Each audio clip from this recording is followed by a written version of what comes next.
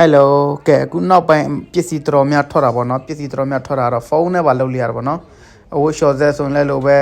ဒီလိုအခုပန်ကာတွေမီးတွေခလုတ်တွေတော်များဖုန်းနဲ့ထိုင်ပြီးနဲ့လုပ်ရုံပဲနော်လူတကူတကထားပါစရာမလိုပေါ့နော်ကဲကျွန်တော်ဒီနေ့မှာတဲ့မီးနဲ့ပန်ကာနဲ့တစုံပေါ့နော်လာတာပန်ကာနဲ့မီးနဲ့တစုံလာတယ်ကဲအဲ့ဒါကိုကျွန်တော်တို့တွေကတတ်စင်မှာဖြစ်ပါတယ်နော်ကဲကျွန်တော်ဒါတော့ဖုန်းနဲ့လည်းလုပ်ပြအောင်ဖြစ်ပါတယ်နော်ကဲမီးကတော့အယောင်ဆုံးပါတယ်မီး3မျိုးလောက်မသိပါတယ်နော်အဝါတွေပါတယ်ပါတယ်နော်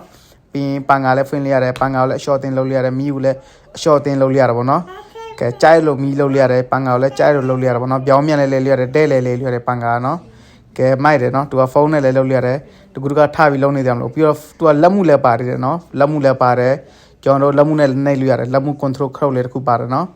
ကဲဒီဟာလေးကတော့ဈေးပေါ်ပါတယ်နော် online မှာရောင်းတယ်ဒါအများဆုံးပို့ကပြီးဆိုရင်55ကျပ်လောက်ပဲကျတယ်ပို့ကပြီးနော်ကဲတက်စင်မယ်ဆိုရင်လည်းကျွန်တော်ကိုဆက်သွယ်လို့ရတာပဲနော်Thank you ba